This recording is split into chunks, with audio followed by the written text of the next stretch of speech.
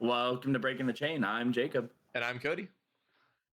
And there's not like a lot of big news this week, but we got a few fun things to talk about. We got the last of Mastery Pack like spoiled, which I think is only one card. And then we got some Super Slam spoilers. We got some Armory deck spoiled.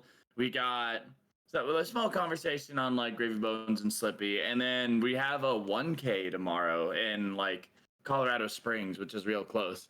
So we're gonna do a little bit of talking about like our thought process and testing for the 1K. Yeah. So what did you do in Flesh and Blood this week?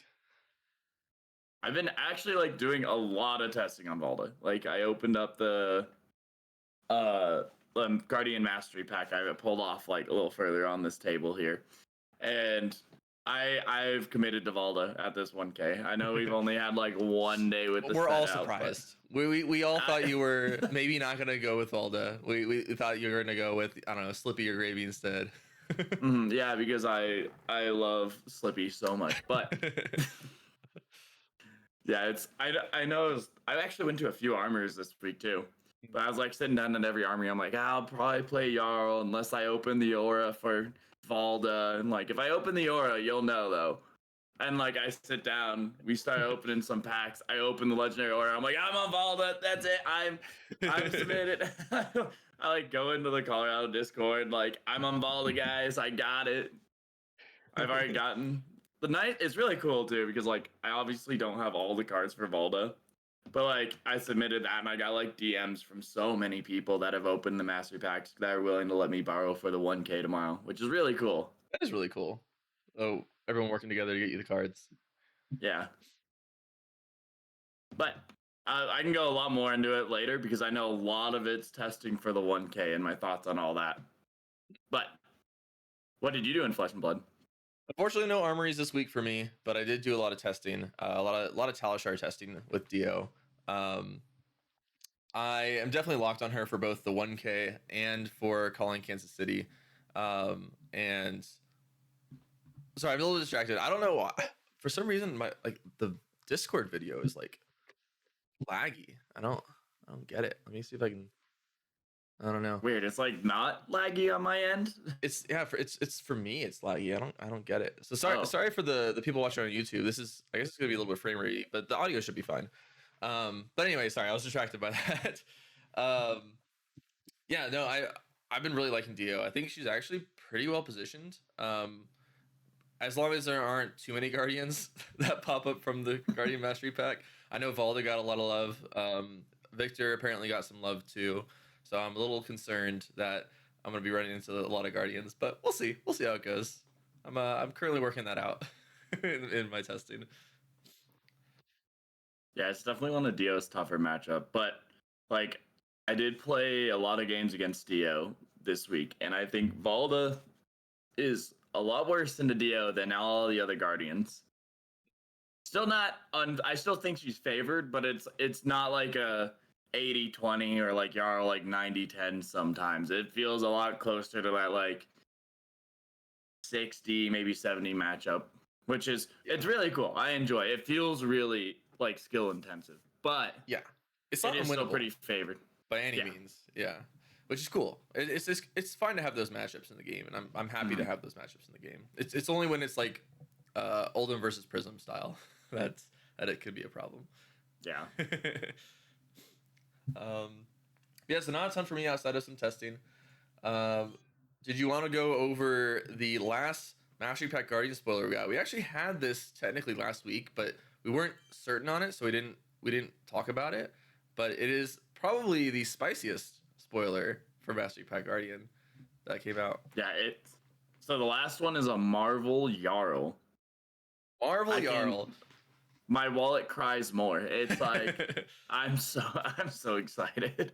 Yeah, it's effectively the Fabled of the set. It's numbered 000. And so I think we all were thinking like, is there gonna be a Fabled in this pack or is there not? Right. And I think we haven't had Fableds in some previous like what is it called? Like non-core sets.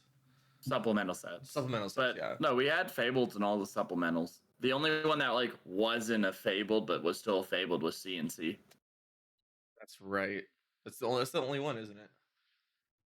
thought there was So for some is reason it I'm thinking like of like there was some set that didn't have a fabled, but maybe I'm crazy. Maybe we didn't. Maybe that's wrong. I think the CNC didn't feel like a Fabled because it's CNC. Like the art Right. is beautiful, it's extended, it's cold art, like everything's really cool about it. But it's like, oh, it's like a normal card for the most part. Right. And I want to say this feels the least Fabled. Like um it's Marvel Jarl. Like yeah, it's super cool. I'm gonna buy it, but it's like not like a oh, it's a gem or a location, which I think is what mostly comes out of the Marvel slot. But Yeah, I it didn't know it was definitely. actually 000. Yeah, yeah. If you look at the spoilers for it, the images of it, then yeah, it says 000, which is interesting. And that's the first time we've had a like it's kind of odd to me because in other sets the marbles are just that, they're marbles. They're not the fabled. They don't really replace the fabled slot. So it's interesting to see that this is their fabled for this set. Um, And I mean, it might be something because they didn't want to put like something that's strong or something like that inside of Crack Shuffle Play. And like they needed to print Marvel Jarl somewhere. And like this would like, oh, this is a good opportunity. Like, so make a Marvel that's not really a Marvel. So yeah, it's just gonna because I think the idea of where that's getting placed in the pack is it's not going to be used in Crack Shuffle Play. So it would feel bad to pull like this really cool gem for Guardians and you can't use it in Crack Shuffle Play. yeah, I can So see they're that. like, yeah, let's just put in like a Marvel Jarl, which I'm totally fine with, and I think I'm okay with not getting like another Guardian Marvel. Like I'm fine with that. I don't really care, but Yeah, I think I'm fine with it too. Like, I think it makes sense to have Marvels be a little bit more sought after because I know that sometimes they can be like not very valuable in some sets. Maybe the hero isn't as played or something, and they end up being like $50, $100 or something like that. And for such a gorgeous card, like it's fine for it to be a bit of a luxury, right? But I know I've heard some complaints about it not maybe it being the Fable slot instead of maybe like a judge pack or as maybe yeah, a promo somewhere else or maybe something else. I don't know, but I think it's fine. yeah. Like I would say biggest worry would be that like it's in a set that's not going to be opened a lot. So all the Jarl players and like there are some like Guardian players I would assume that don't want to play Volda that aren't opening Guardian Mastery Pack. Because like if I was only a Jarl player and I don't really care for Volda and I see Guardian Mastery Pack, like I'm not gonna open that just to try and get the Jarl. Like I'm just gonna buy the Jarl at that point. But if like not a lot of people are opening it, that's when I'd be like So worried that the price is gonna go up. I was wondering that um is there actually nothing in here that Jarl likes? Like not a single thing. I don't think there is. Like the one thing, like yeah, I can scan through real quick again. Yeah, I'm trying Like to you look could through and argue see. Crater Hoof like might be okay because it can give dominate to like Spinal on a key point. Uh, Raider Hoof.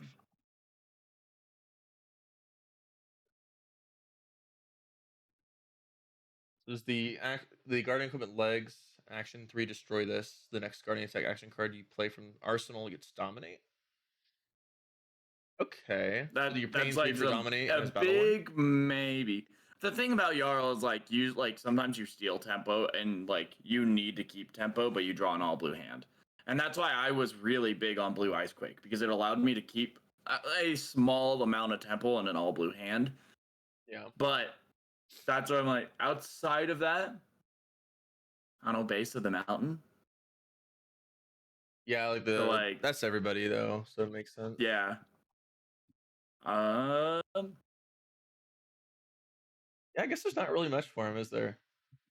Those, the more I look at those boots, the Crater Hoof, the more those seem decent.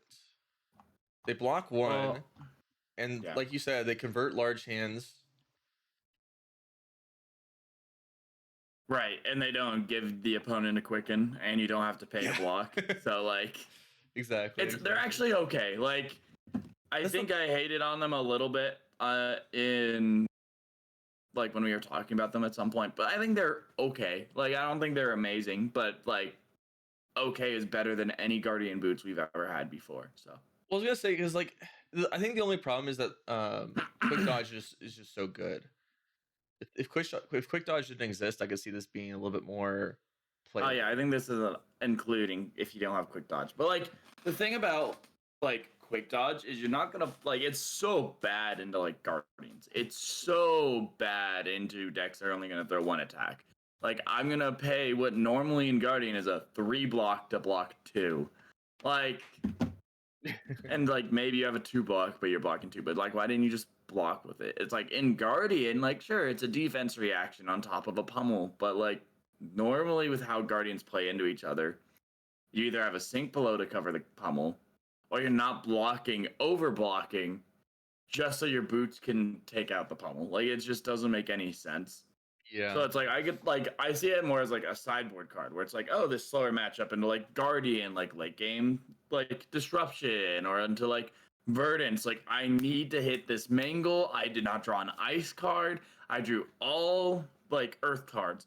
But I can pitch an earth card into the like arms, pitch it into the boots, and then throw Mangle or something like that. That's It's a good like I point think it'll actually. For Mangle on yeah, hits. yeah. Like it that's what I'm like. I think it's good into slower matchups because it blocks one less and it allows you to gain dominate in like one key point in the game. So that's what I'm like, it's fine, but like it's gonna cost 10 cents. So Jarl does not need to buy a Fair. box just to open like hope to open a 10-cent card. Yeah.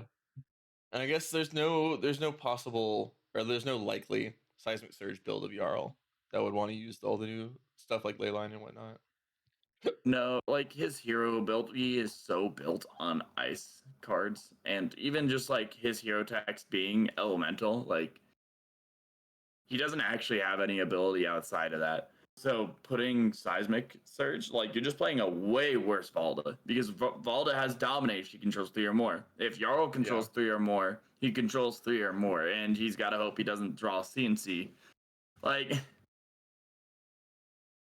that's I Yeah. don't think this has anything for Jarl. But again, I've said this in like previous episodes. Like I don't think that's a bad thing. Like I don't think he really needed the support.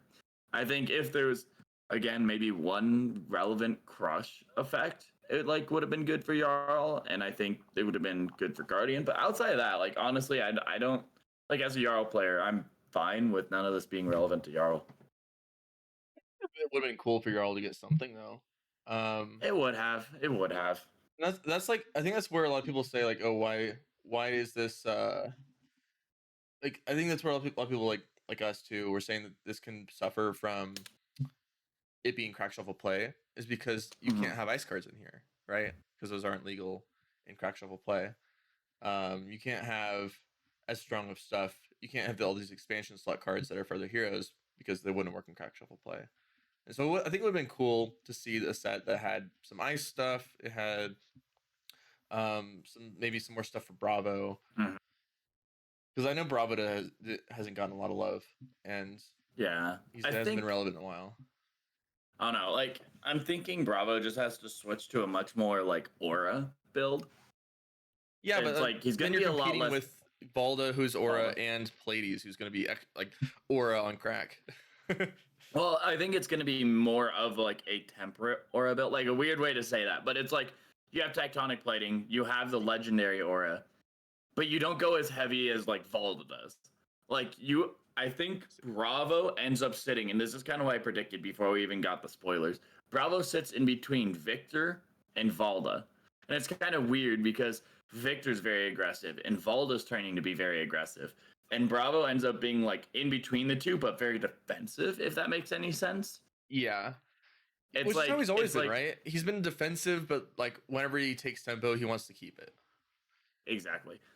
And it's like I think this allows him to keep tempo better just because like on hit seismic surge because you're gonna hit when you decide to hit. Like I'm coming in Right. with like crippling crush, dominate, and I have a pummel in the background or something like that. Like I'm gonna hit you. But the biggest problem Bravo always ran into is like I hit you. I drew an all red hand. Well, I guess Yeah. I pass. and then all momentum's lost. And like, not that that's the biggest problem, but that's like a big problem he runs into. But like having a on hit create a seismic surge and tectonic plating, you can cycle. So it's like, oh, I control 2 seismic surge.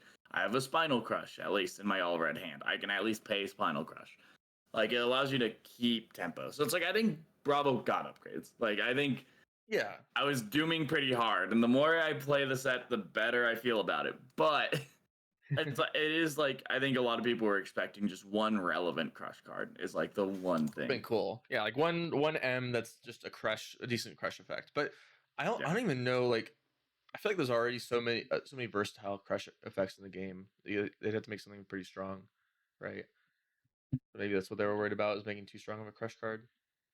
Like I was actually thinking about that the other day. I'm like, what's like a good crush card that would be relevant and like make sense? I'm like, you know what? And like I thought about it and what would have been cool. And this was I finally figured out the Heave 2 card I wanted.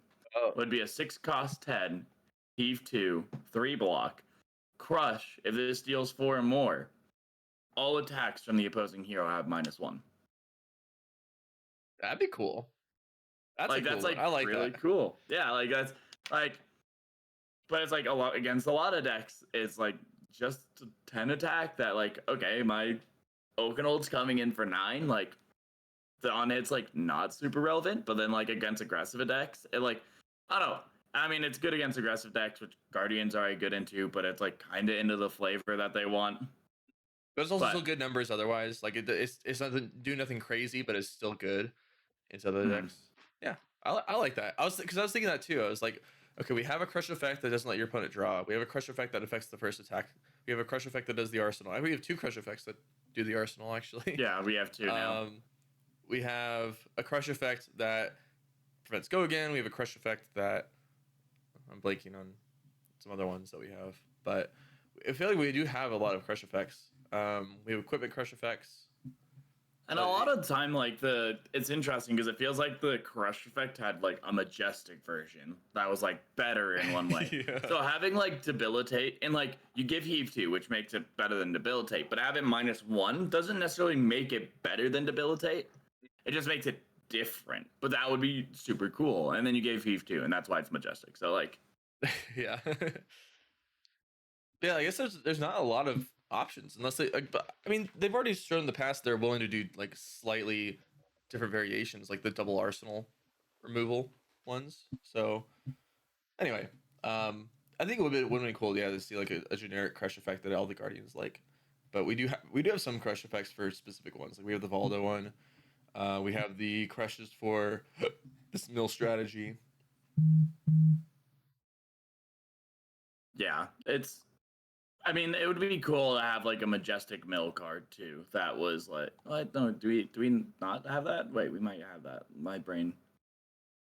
Let's see, because we have the mill the top card of your deck. We have Peck Perfect, but that's not a crush mill. Right.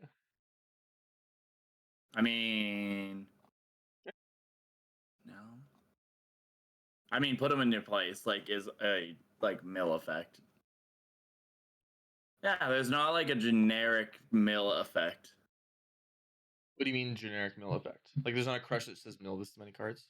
Because we do have with the old one, the yellow 10 power, I think. Oh yeah, you're right. We do have that righteous cleansing. Righteous cleansing, yeah. Yeah. Okay, no, we do have it. Never mind. That's we're yeah, fine. I think that's the problem is that we already have so many crush effects for everything that it's kind of yeah. There's not a lot of area to make them without just power creeping the old ones. So maybe that's what the problem. But or maybe they're just waiting for Armory Deck Bravo to give us some crush effects. Go ahead. Well, we already got the like Armory Deck Bravo because it's the replacement for the Ira deck, and it's nothing new. But yeah, you know what I realized the other day I realized that we didn't get a Boulder Drop reprint. What was that? It's the 3 for 5 at blue that on hit, if it deals far more damage, put a card on the top of a hero's deck. Which I think is interesting because it's one of the stronger 3 for 7 formats. Although we don't have a red for it either. Yeah, we never got the red one. That's what's coming in Armory Deck Bravo.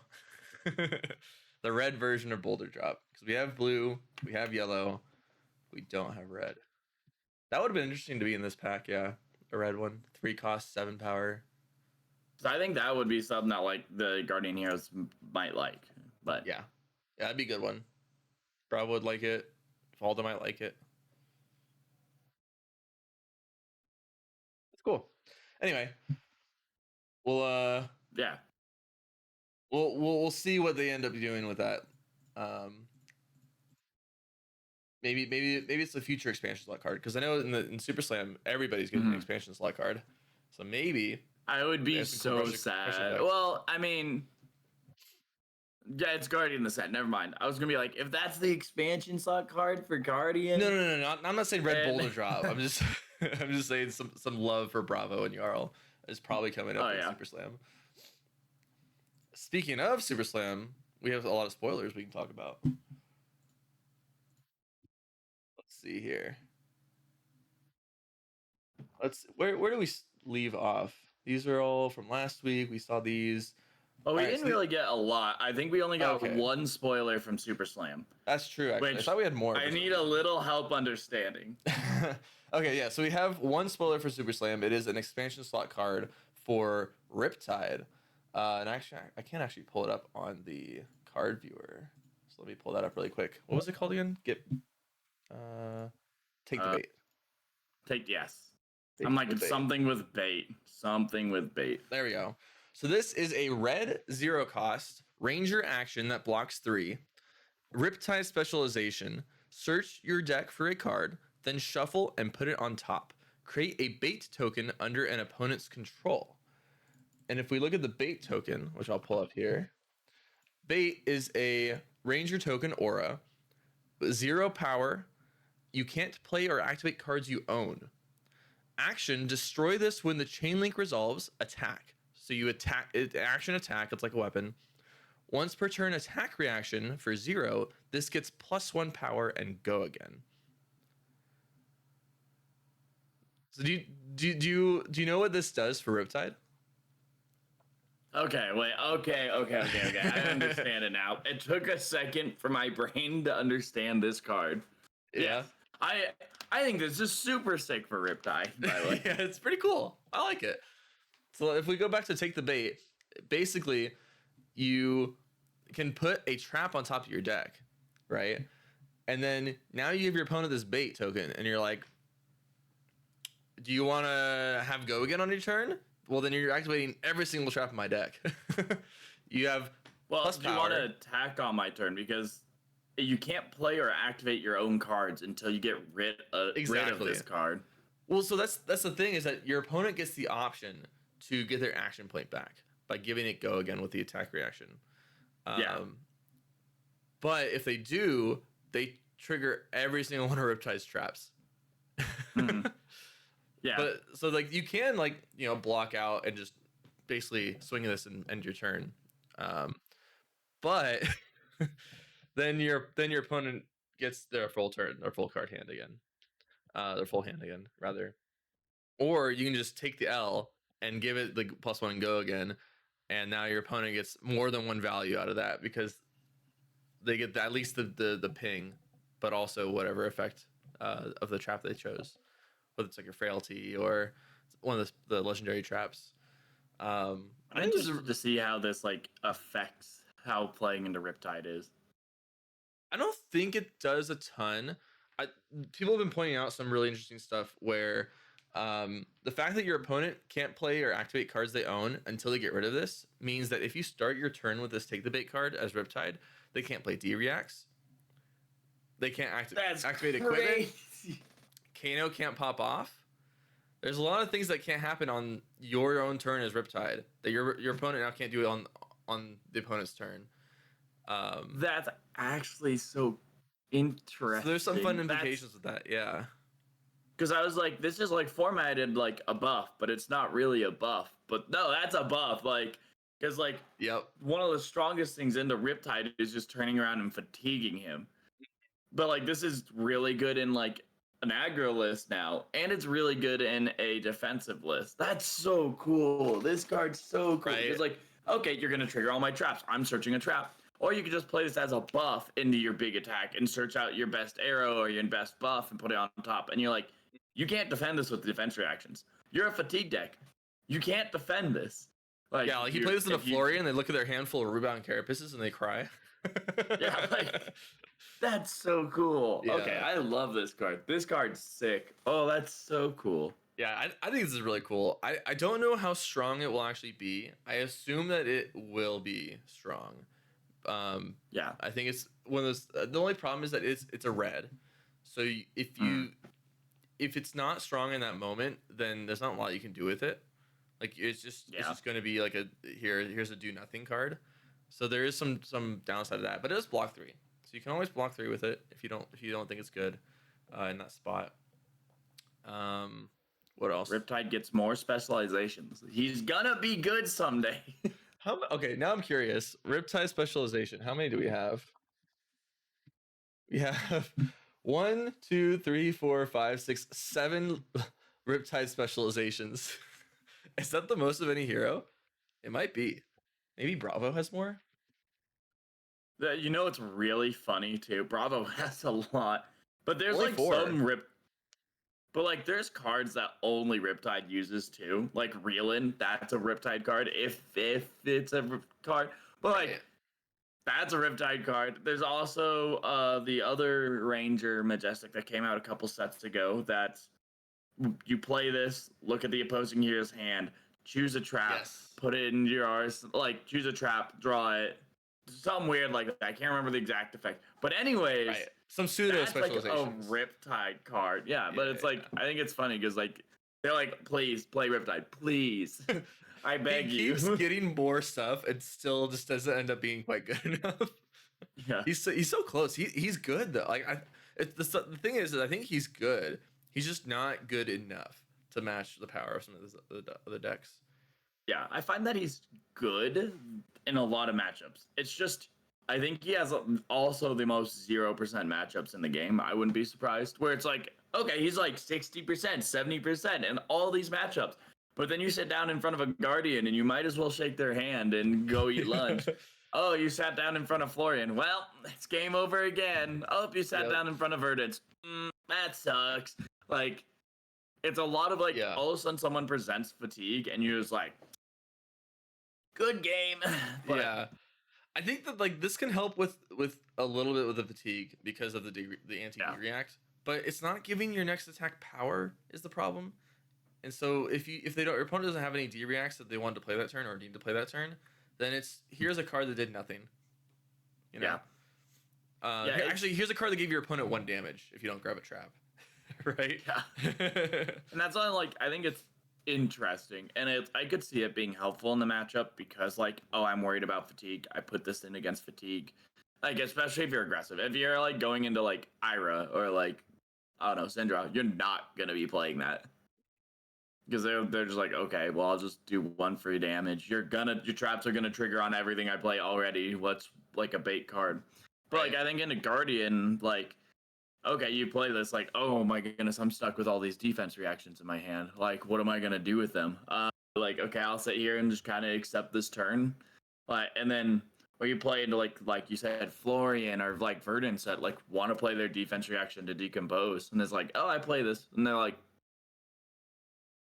well, this is awkward. So yeah, I think it's super cool, and I think it's actually like relevant in both a fatigue and an aggro list, which is really cool. I like it. I think it's really cool as well. I think the design is awesome. I love the flavor of it. I love the implications of how it works. It's a really cool card to like discover slowly all the things that it does. We'll see how good it is. I also there's some other niche things too. Like into Kano, you get to play this and tell your opponent like, are you gonna pop off this turn or not? That's my favorite thing to do in a Kano is like, yeah, like when I'm playing Jarl and I have Heart of Ice, like tap Heart of Ice, like, do you want to pop off? Yeah. And then my turn's like all reds anyways. I'm like, I have all blues in my hand. Like, you're screwed if you attack me. Right. I think what's cool too is that you can grab the second and third copies of Take the Bait with Take the Bait and basically ask your Kano opponent the same question 3 turns in a row. Cool. So that's a fun thing too. I will say this card is slightly more sad now that Death Dealer is gone, because before you could have played this card, grabbed a good buff, and then Death Dealer into the buff. So that's a little bit sad that that's not an option anymore. You can like guarantee a red for your Rabbles is something you can do with this. What else? You can like guarantee your Ponder is something useful with this. I'm just trying to think of all the different ways you can maximize the way that this. I heard some people talking about Sand Scour. Yes, Sand Scour. That's right. I forgot about that one. Sand Scour Riptide would love this too. But yeah, it's I think the deck building implications of this card is, and the matchup. What am I trying to say here? Like the way that you approach each matchup now can be a little bit different too because of this card, and I think it's just a fun card in terms of its design. Yeah, I was gonna say the design of this card and how it interacts with the hero is so cool, and it's so in depth. It like has such like small interactions like that. Like, oh, I'm just giving you a card that's a 0-for-1 go again. Yep. Like I'm giving this to you. Like how that can really change a hero. It's crazy. It's really cool. I think it's super cool. I think there's something cool about this card too is that Riptides nowadays have gone into like just their full aggro form because the fatigue version isn't that good. But this is a good card for the fatigue version of Riptide, right?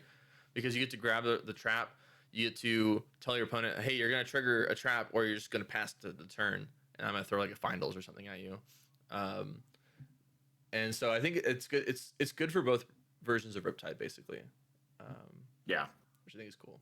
I think like LSS did an amazing job with this expansion slot card.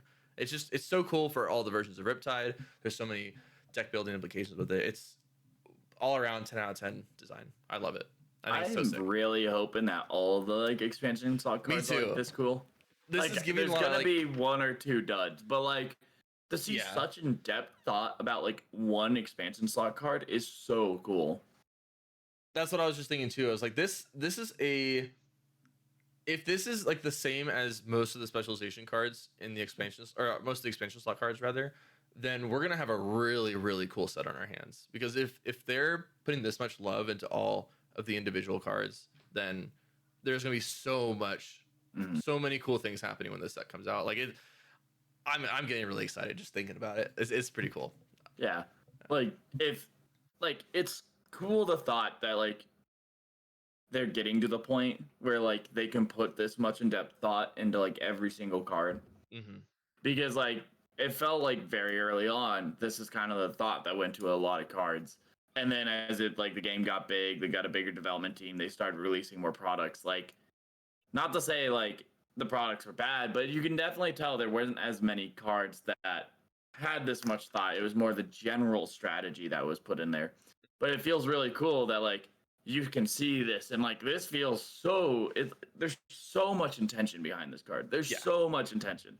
So it's cool to see like they can release this and like Guardian Mastery Pack and all these armory decks and still have the bandwidth to put this much attention into a single card. Yeah. Like that was really cool. Yeah. For a hero that's not even in the set too. Yeah. Well, because everybody's getting an expansion slot card. I wonder if they're all going to be specializations. That'd be kind of cool. Literally every hero gets a specialization. Cool. How many heroes do we have that are legal right now? I think someone figured out it's exactly how many cards are in the set, or expansion slot cards were announced. I think it's 31 expansion slot cards, or 27, something like that. Oh, well, no, I thought that might be correct actually. I think someone said that's exactly how many heroes are out. That'd be cool. Which that'd be awesome if it's just that's a fun design question or design challenge to have. It's like let's make a specialization card for every single hero in the game, and also not make one busted. We have 38 heroes that are legal right now. Oh, really? But it could be like that are going to be legal.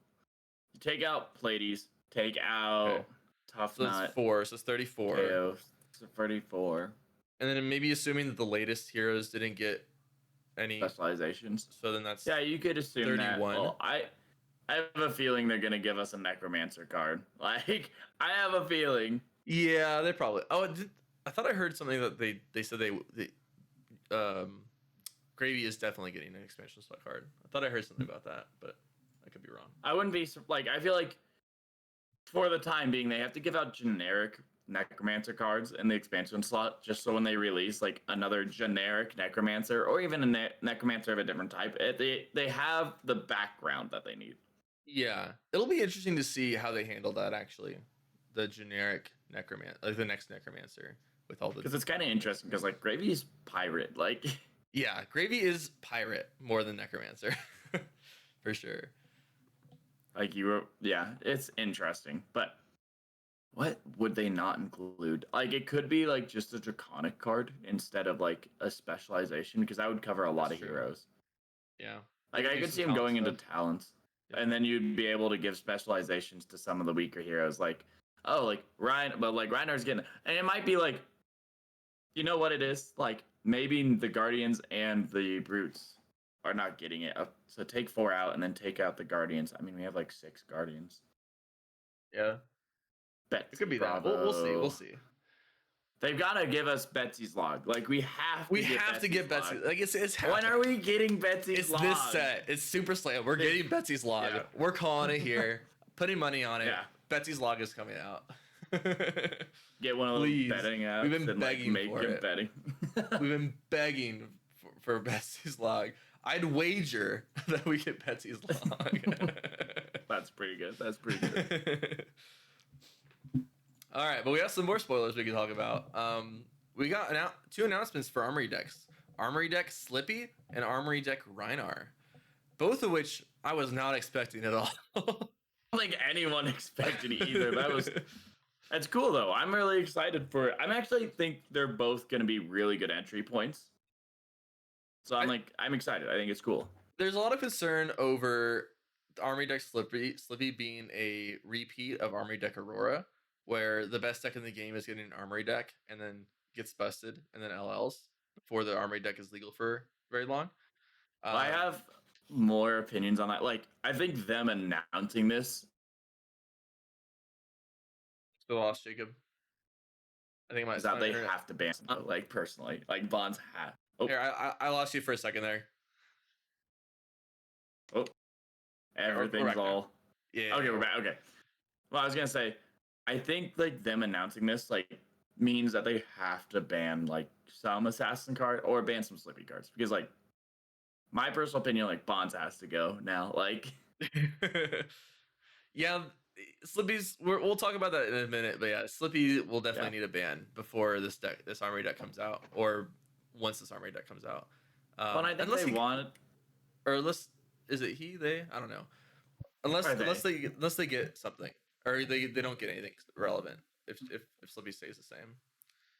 Well, we already saw one card that is a 0-for-3 stealth card that is roll. It's like choose randomly, banish a card from arsenal, banish the top card of your deck.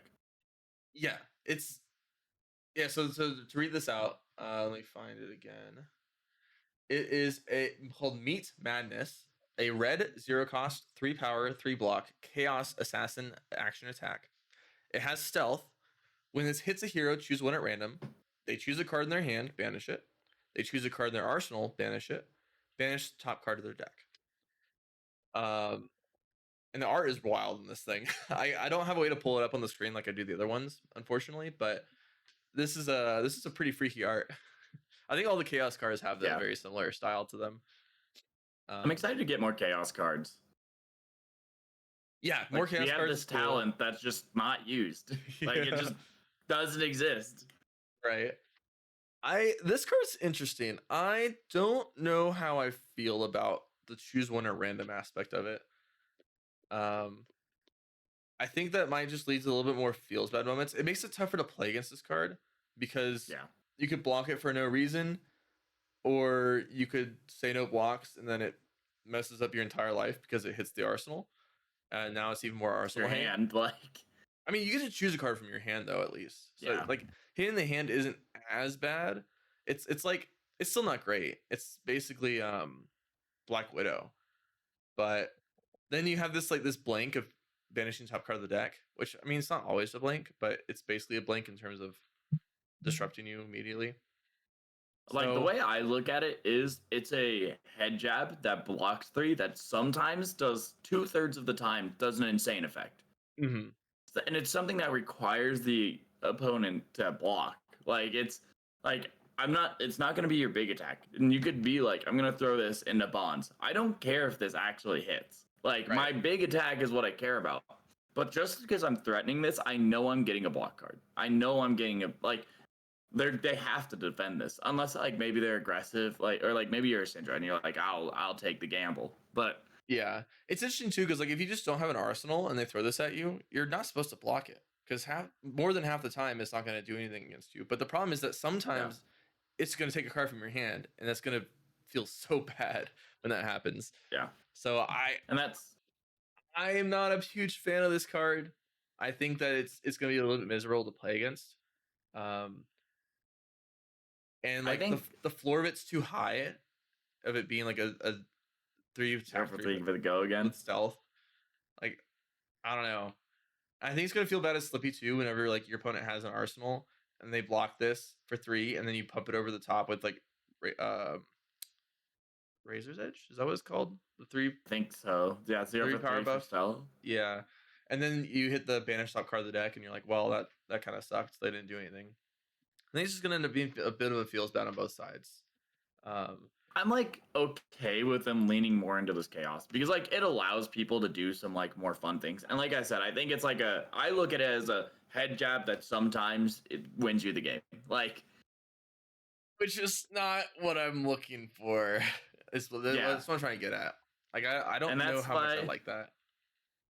yeah, and that's I'm like consistency wise, we'll see if Slippy's like actually play it. But that's where I'm like it I think like something has to go in Slippy because like, oh, here's a head jab that like sometimes wins me the game, followed by something that if you don't block, I win the game. Well, like you have to block the first one because you lose if I hit what I need. And then the second one I can just kill you with. It's I think it's like Yeah. personally there's some really strong assassin cards out there and I would be happy to see some cards go. Yeah, like Yeah. Yeah, we'll talk about that in a second because we have some yeah. topics on Gravy and Slippy. But overall, this card we'll see if it ends up being a problem. I think it will be. I think there's going to be a bit of frustration around this, but hopefully I'm wrong. Hopefully I'm wrong about that. Yeah, I could see it being like just an okay and fine card. Yeah. Like I can see the frustration in certain moments, but I think if Assassin has their power level match the rest of the game, I think it's gonna be fine. I like, and I also think like this is a good spot for people to get in the game. I actually think Slippy's a super cool hero. So I Slippy's would a lot of love, fun. Yeah. yeah, like I think this is an amazing armory deck, and they're giving us more chaos. Like I think this is super cool. I actually am like really excited for this. Yeah. I'm just scared because I went like in my armories, I played a few Slippies, and every single one, I'm like, oh, I kill them. I just have to block 3 cards. Oh, you threw an irrelevant one, and then, anyways, I'll go into more detail on that. But yeah, I think it overall super. I think cool. good armory deck. Yeah, I agree though. I think this is a great like intro to the game. I think it's a fun way for people to get into the game. Very fun deck to play. I think there's a lot of the RNG aspects of it are also very interesting. It keeps the game fresh. But I think that I just wish that instead of it being banished up card of the deck, it was something else that I wanted to block it. So I'm just like always like, okay, I either block this or I have to let it hit. Yeah, instead of just gambling, like Yeah, instead of gambling on it. Yeah. But yeah, we did get another Armory deck Rhinar.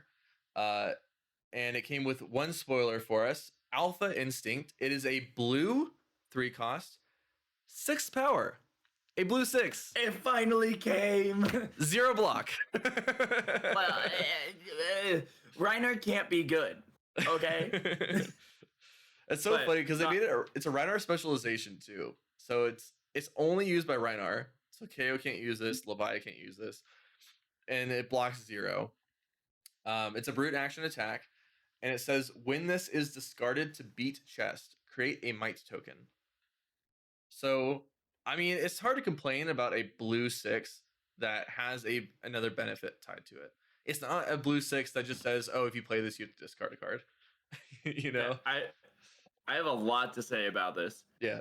One, you know how long people have been asking for Reinar to get a blue 6? They've been saying they're like, it doesn't even have to be good. It could be terrible. I just want a blue 6. It could I've heard it could block 0. It could say when it goes to grave, it deals damage to me. Like I just want a blue 6. So I think one, and a lot of people that I know play Reinar have seen this card and think it's pretty cool. So it's one, it's a blue 6. I think a lot of people are excited about it. Two, it's a blue 6 that cost 3. I don't all blue 6s in the game before this cost 4 to attack with. So this is something that Reinar, oh no, I have an all blue hand, I can still block 6, throw 6 with this. It's still strong that way. You're still getting your average of 12 value, which is not what you want, but it's not like Guardian when you're I have an all blue hand, and to throw this 1/6 attack, I have to keep 3 cards. Hammer it is. It allows you to have some options that way. It also is it has an upside for being discard. I think this is an amazing card. I think it's super cool. Great. No, I meme about the blocking 0, but this card is great. Yeah. It could block for -1 and it'd still be a great card. Or it could you could deal damage if it goes to the grave and it'd still be a great card, right? Reiner just needed more blue 6s. That's literally what was needed. And I think it's super. I think it's also cool because it blocks 0. It's not a no block. It blocks 0, which means you can pop Phantasm with it, which means that you can put it into grave. Yeah. It's not a no block. It's a block 0, and as I'm it gains just because it has 0 instead of no block. I've always thought why does this have a no block? Why isn't this a block 0 in a lot of situations? And it's sir, some of the flavor is wild ride. Maybe you're just you're so reckless you can't block with it. But that's how I felt a lot about no blocks in this game. It's why can't it be 0? My Dio brain just made me think that it'd be really funny if if my opponent blocks with 3 cards and they're planning to swing the Wrecker Romp, and then I had to break the chain for something. I throw, what's it called? Oh, I'm blanking on the name. The Harpoon. Pulse Wave Harpoon. Yeah, Pulse Wave Harpoon. If I throw Pulse Wave Harpoon for X equals boost 1, I boost 1, and they just show me this card. And I get to put it on the chain blocking because it blocks 0 and not nothing. That's pretty funny. But I can't wait for that to happen. That's so funny. Or maybe I just throw it and someone's memeing and they just show me the cards that it blocks. I can't do anything else that turn. I throw it for. I mean, it would be pretty strong even if they block the first one and you harpoon, and then you boost, third boost hit. They're holding 3 cards. You harpoon. That's true. I would be dooming as a Reinar player. I'd be harpoon here. That's actually a really good point. It's just regular harpoon. Just pulling this onto the combat chain to block is terrible for you. So yeah, that's a good point. Yeah. So the 0 block, it's you can see it as a benefit and a downside, right? It's a win-lose, but I'm excited. I'm not a Reinar player. I'm not. But I'm personally excited to see a block 0 brute card instead of a no block brute card. Yeah. I thought we already had another 0 block brute card. For some reason that sounds familiar. I'm gonna look it up in the meantime. But I think it's really cool. I think Reiner's in a weird spot, right? Where the aggro decks end up racing him down, and the slow decks just aren't quite slow enough for him to be able to get through. It's mostly he's always been a very anti-meta pick because of his intimidate mechanic. Getting past. It's really good into fatigue. If you hate fatigue, you love Reinar. Right. Oh, this person's trying to block me out.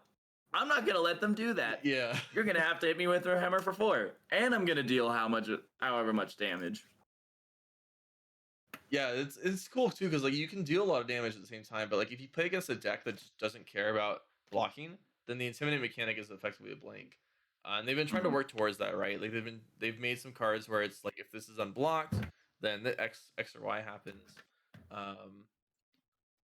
Yeah. No, I think that's cool. I would love to see one more card that's like, oh, if you intimidated, this gains this extra effect. Yeah. Like aggressively. And that's what's okay. So this is the first 0 block card for Rhinar. Actually, I thought Levia had a 0 block card, but maybe I'm crazy. Oh, Levia does. Yeah, she has a technically 0 block 6. Oh, that's right. Yeah. Yeah. The one that's like a star instead of a 0. Yeah. But anyway, I think what's cool about this card too is that I think it implies that the armory deck is going to have some more beat chest synergy, some more help for beat chest. Currently we have I think 4 different beat chest cards, if I remember correctly. And beat chest is such a cool mechanic. It is. I think I've been waiting for more beat chest. I'm really, really, really hoping that there's beat chest in here because like a new beat chest card, because like it's so cool with how it interacts with Rhinar. It's like I have the choice to intimidate you. So like against aggro matchups, like I'm not just gonna discard a random card to you just so I can intimidate you. But against like other matchups, like, oh, I gain a benefit and you're trying to fatigue me and I get a discard. Like this is a huge win. Like it's super cool how it interacts with them. And I was like, when heavy hitters is coming out, I was like waiting for a good beat chest. I'm like, okay, let's get the majestic beat chest out of here. And then it just like that, like they're okay, but like the great one never came. I've been waiting for an expansion slot card for like an amazing beat chest, but they just don't want to give us another beat chest card. So I'm excited to see that they're implying more beat chest is coming. Yeah, that's. I'm hoping that we're probably gonna get like 1 or 2 if I were to guess, and we just get reprints of the other ones. But so far, it's really only been like the buff that has been played and the agility making that has been played. But I do think that the beat chest mechanic is cool for Rhinar because of the lack of blue 6s. It was a good mechanic to not have to randomly discard all the time. And then this could force a discard. You can discard things you want to discard with it. Get your effects that way. But I think this is interesting that this is almost anti-synergistic with the idea behind beat chest being that if you had a full beat chest deck, you don't care if your blues are 6s, right? Because you're choosing which card to discard, and it doesn't need to be your blues. And so, obviously, you were always pigeonholed into having as many blue 6s as possible because of Blood Rush Bellows. But outside of that, you didn't need to have all the guaranteed 6s in your deck unless you're running like Wild Ride and stuff. Yeah. Well, and I think it benefits that. Oh, I think it benefits beat chest by being a blue that gives that value. Sure, like beat chest, you don't care about blue 6s as much, but it also benefits not beat chest. Like this card's like a good in between. Like it doesn't feel like one, it's amazing because it's blue 6, but it doesn't feel like amazing outside of that because it's like it bridges the gap. But I think that's totally fine. Yeah, the thing is, it's gonna be run regardless. No matter whether or not you're a beat chest deck or not, you're gonna run this card as Rhinar. And I think that's the point. Is like it's a good card because it's just gonna get run. Like, is it like super relevant? Maybe not, but it's just gonna get run, which is an upgrade. Which is, I mean, part of me thinks the upgrade. Part of me thinks that that they like originally printed this card without any text besides the Rhinar specialization, and they thought like that was a little bit too mean, so they just like, all right, we'll give a beat chest. We'll give this card for beat chest. I honestly wouldn't be surprised. Like I almost guarantee they started that way, and then someone's like, I don't think we're gonna get a good reaction out of this from the community if we just do a Rhinar specialization, blue 6/0 block, no text. Yeah, at least it makes it feel somewhat relevant. Like there's something extra going on. Like right, but like I don't know, like playing Assault and Battery, which is the one that makes an agility token if you beat chest. And discarding this card makes it feel pretty good. You're getting a lot of value. You get the Intimidate, you get the Agility, you get a Might. I think you're feeling pretty good about that one if you discard off of it. But yeah, cool card. Well, that's definitely what Rhinars have been looking for. I'm glad I have my Marvel Rhinar still. I get to potentially play a good Rhinar deck in the year 2025. Which, by the way, I think if I remember correctly, the announcements for these, I think the Reiner deck was in November, like mid-November. I don't know, remember when the Slippy deck date was. I don't know when Slippy was, but I'm pretty sure it was November like 11th or something like that. Okay, maybe I'm thinking Slippy, but it's probably like a November 11th and then December 11th. Then, if that's the case, about a month apart. So sometime later this year, we're getting these armory decks, and we'll see more cards get spoiled soon enough. So with that, we wanted to do a pretty quick thing on Gravy and Slippy as the top 2 decks in the meta. And quick because there's been a lot of other podcasts that have talked about this and I feel like the topic's a little bit exhausted, but felt we're 2 people making a podcast, so we have to give our opinion on everything, right? Yeah. And like I have less opinion on Gravy than I do Slippy, but yeah, go for it. What's your opinion on Slippy? So I've played multiple armories, and every time I played Slippy this last week, and they're like, maybe this is I should be more considerate in my deck construction or whatever, but I'll be at like 12, 13, 14 life, and then I'm like, they go, one time they threw bonds straight at me, but the other 2 is like, oh, okay, here's just random stealth attack, and I go, well, I have dominate this turn. They're at 1, 2 life. I kill them. And I'm like, I just have to block their big attack. And I had boots each time too. I'm like, I have boots, I have all this. Okay. Past reacts. And then they're like, oh, all these reactions up. Play this, Bonds of Agony, switch it around. It's actually coming for 15 damage with Afflict Knives. And I was like, that exactly kills me. And I was like, oh, here's 16 straight. I'm like, well, that kills me exactly too. And then like one, I was at 12 and they threw 14. I'm like, it just all exactly killed me every single time. And I was just like, man, that like feels bad to be in double digits.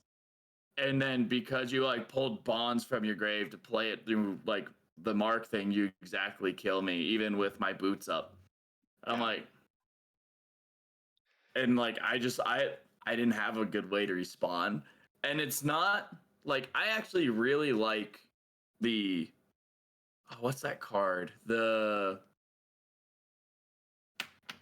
yellow majestic. If the opponent's mark, choose a stealth card from your graveyard. Banish it, it becomes that. Dude, what is that card? It gets +2 if they're not marked, +3 if they are marked. I'm blanking now. I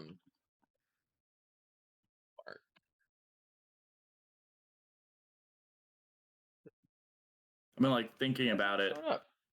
Oh, there it is. Take up the mantle. Take up the mantle.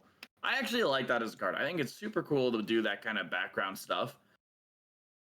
I think it's crazy with Bonds of Agony. Like, oh, this like random card that's not really effective turns into the best disruption in the entire game that also removes any surprise in your deck.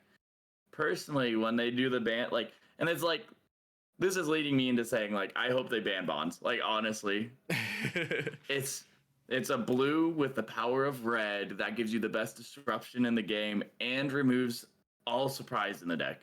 Like, oh, you hit, you get to look through my deck. Like, any surprise I had in deck construction, anything that, like, maybe was unique to my playstyle, you get to look through, and you just know everything about my deck now. Like, it removes anything about my playstyle that is special, because a lot of times when people put in that, like, special flavor, like, maybe not their special flavor, but, like, anytime, like, you have something unique, like, it loses a lot of value when it's revealed to the opponent. So it's like something where it's like it does so much, and that's not even including Take Up the Mantle.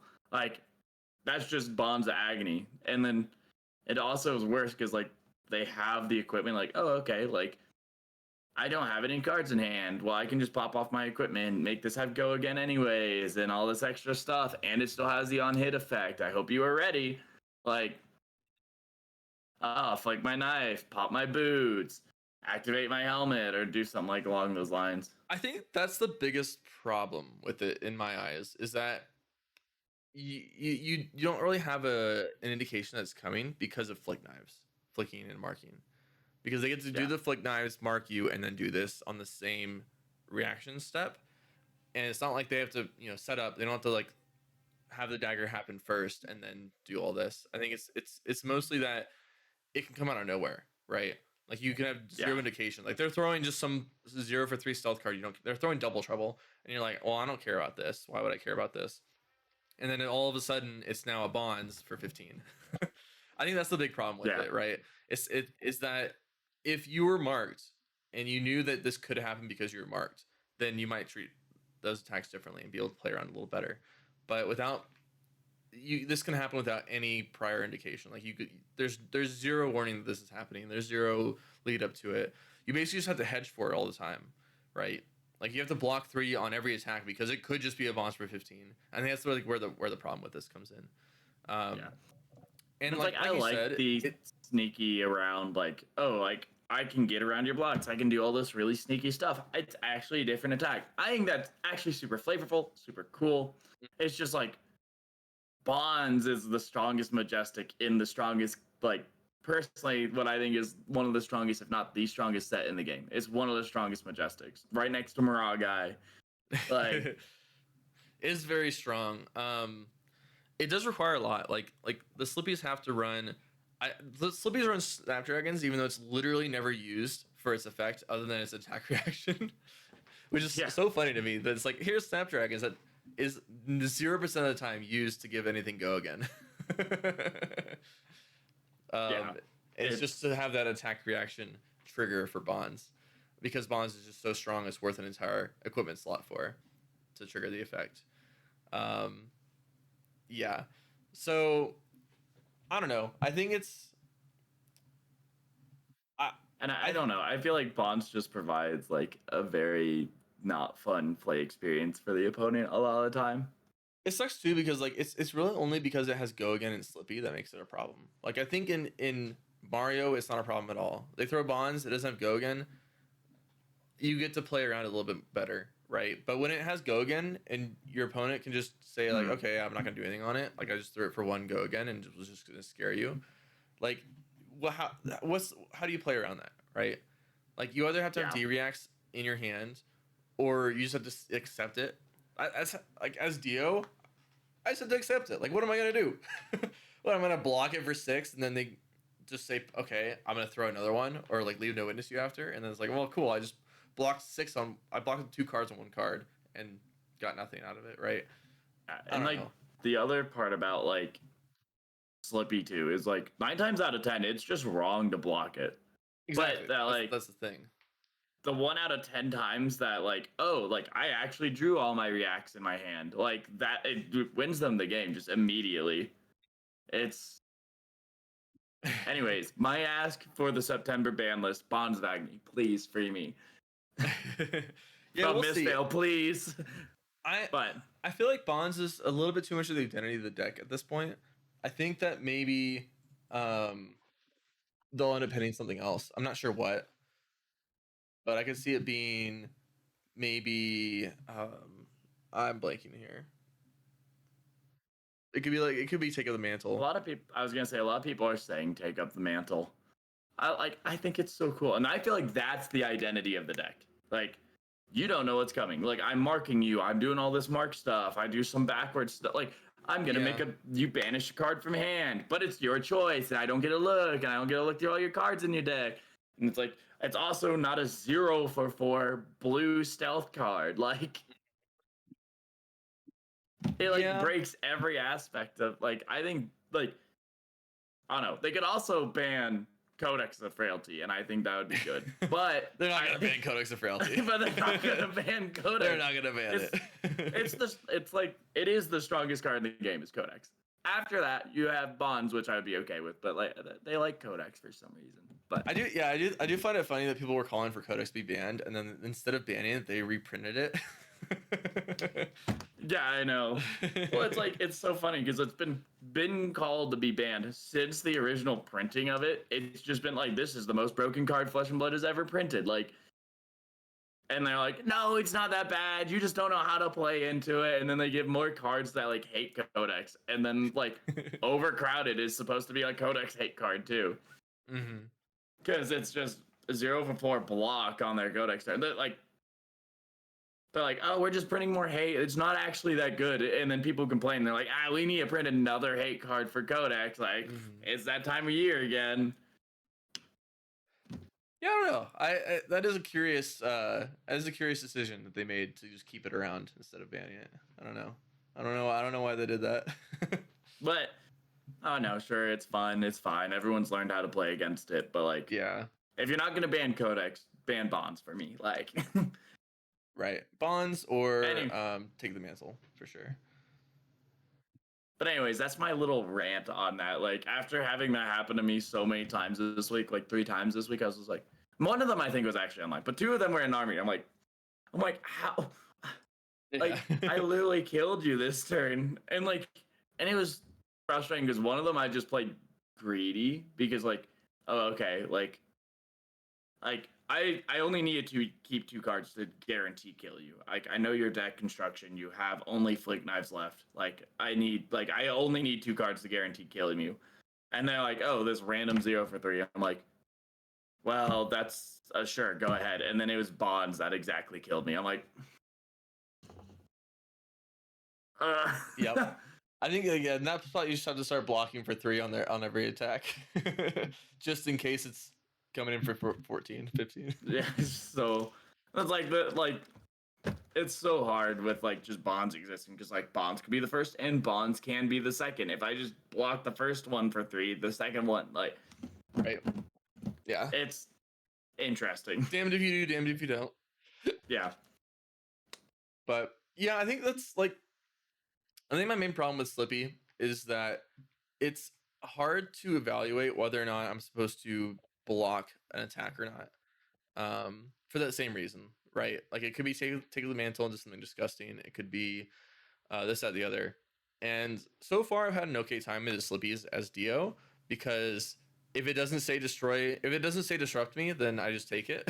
And if it happens to say disrupt me after they take up the mantle, then it is what it is. It wasn't stopping it anyway. Yeah, most of the time I'm okay with that. Like, oh, okay, you're making me banish a card from my hand and you switched it around, whatever. But I think I get to choose if it's not Bonds. It's like the counterplay that we have for our decks is that they don't have a lot of armor because of they're going all in on Bonds, and so if they don't find Bonds early enough, then at least for me, because the game is really quick for me as Do, if they don't find Bonds early enough, then I'm in a good spot because then I'm just presenting all these on hits, and it's like, how are you gonna block this? Unless sometimes they have D reacts, and that can make it a little bit tougher. But outside of that, here's a 0 for 4. What are you gonna do about it? Right? Good luck. Mm-hmm. You're not stopping this boom grenade unless you want to give, your only equipment and a card, right? So, and then you throw heist at them, and then they just are visibly frustrated. Heist is my favorite card, by the way. if you guys haven't noticed that, but yeah, I think that at least for me, it seems very 50-50. It's just oh, you're gonna do some crazy stuff to me, and I'm gonna do some crazy stuff back, and let's see who does the busted things more often and early. And so I haven't had as big of a problem with Slippy, especially because I've I have to just decide not to Arsenal ever, pretty much, to try to get around it. Codex, and then they have Codex, but then I have armor. I'm kind of okay with it. Yeah. Okay, here's your leave no witness. I'm just gonna shove armor in front of it, or put my helmet in front of it, and I know what I'm drawing off of it, and then we're in a good spot there. But so I haven't personally had as big of a problem with Slippy. I think mostly because once it gets down to low life totals, I'm so aggressive that they're not allowed to keep full hands to do those types of things to me, right? If they're keeping their full hand, then they're probably dying, or they're getting close to it. And then I get to shove armor in front of their attacks, and then I'm probably not dying. And then I just got throw these breakpoints at them the following turn, and you're at 2, good luck. But yeah, it's different for Valda, I assume, because you need a little bit of time to get online, get your seismic surges rolling, and then it's a little bit tougher for you to convert your hand as well as Dio does. It's just I don't know. I find the hard part is it feels like it should be an okay matchup. feel like it should be 50-50, but like the last week I've lost every single time I've played against Slippy. And it's like, yeah, I understand they clip their entire hand. They're gonna do something powerful, but it's like, when do I block the powerful? Is when I'm like, okay, well, I blocked this one, and then the second one comes in and kills me. And like, well, if I Right. I don't know. It's just So knowing when and how. one tip that I got from my team that I will suggest to you for you to do today as some homework before tomorrow: play a couple Slippy games on Talishar. Play a couple Slippy games, then you start learning how you start learning how they think, right? If Yeah. you throw a let's say what's a good crush effect that you would throw Choke this slam. choke slam. Yeah, Yeah. choke slam says they can't gain power, right? Yeah. So then they have to block that. So I guess something that like they should block, but they decide not to block at all.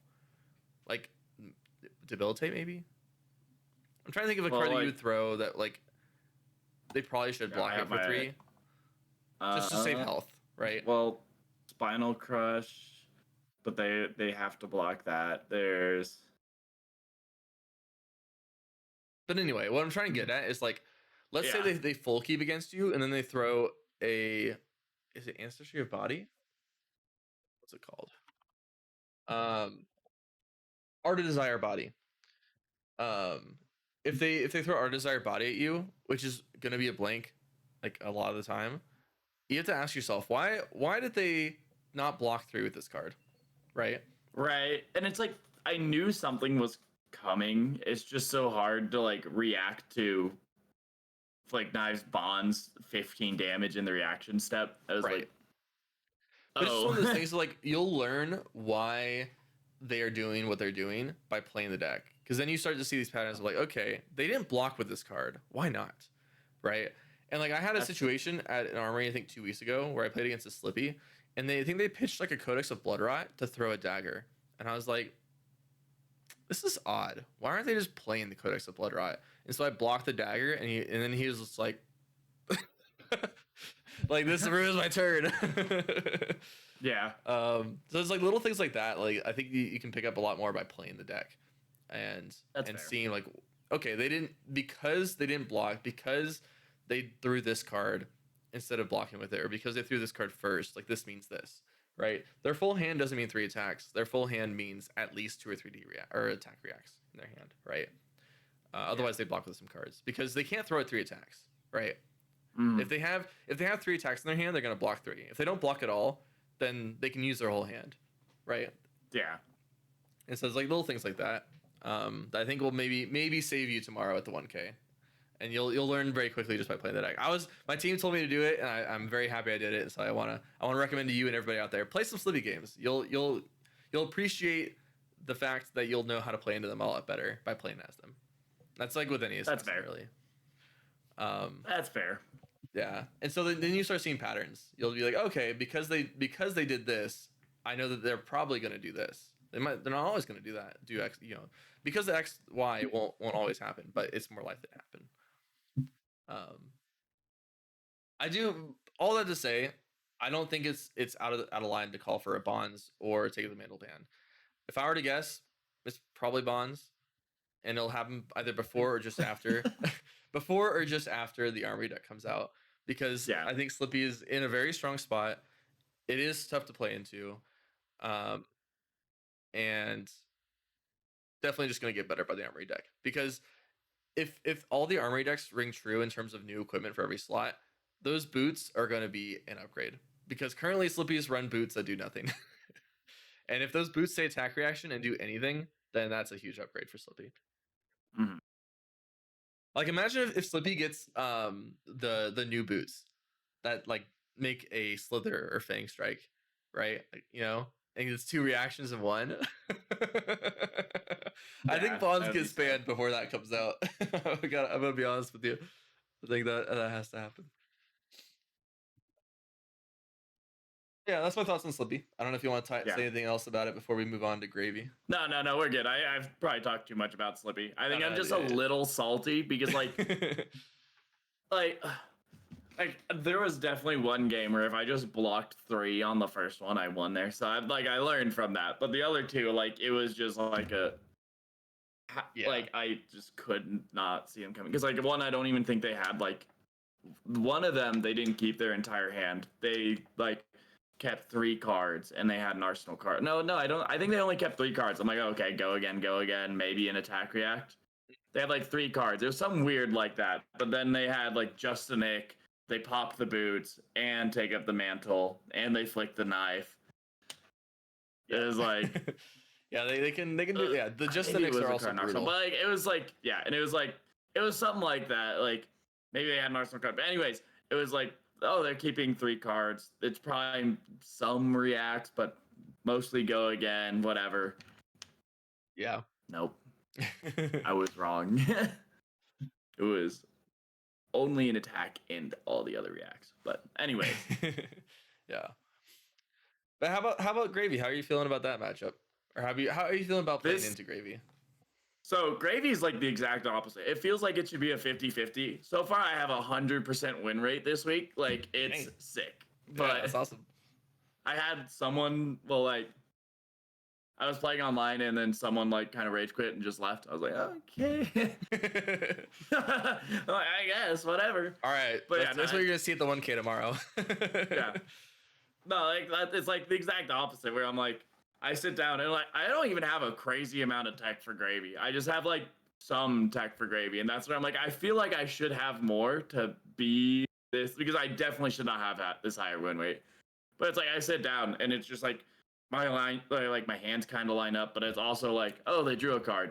That means I can block 3 and throw 12. Like it's like every time they do something, my hand gets stronger. It's really cool. Like I love playing into Gravy as Valdo because they're like, draw a card this way, pay into gold. Oh, I got a swell, so that means I can do this. I'm like, my Spinal Crush is free. Okay, like thank you for free. For free. Like every time, it's like I love playing into Gravy, and it's like the pulping, like is or not batter to a pulp. Sorry, batter to a pulp. So easy to get off. Like, and then I run the Crater Fist as well because I honestly think Crater Fist is better than the other gauntlets, and maybe that's why I'm struggling into Slippy. But when I can like, when that would actually help a lot into Slippy. Anyways, but like when you want to borrow some for tomorrow? Well, I have okay. Like 3 of the other majestic gauntlets. They're just sitting around my house, but like when I'm in a Gravy, I'm like, oh, they kept their entire hand. Or I'm like, I'm worried about a D react because sometimes they have a D react. I'm like, pop gauntlets, throw batter to a pulp, 12 dominate. Can you block 8? Which is really hard for them. Like even if they have a D react and block with some equipment, normally they cannot block 8. So it's like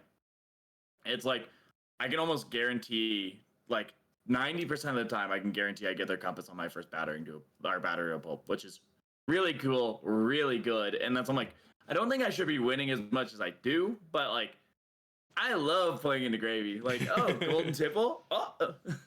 Yep.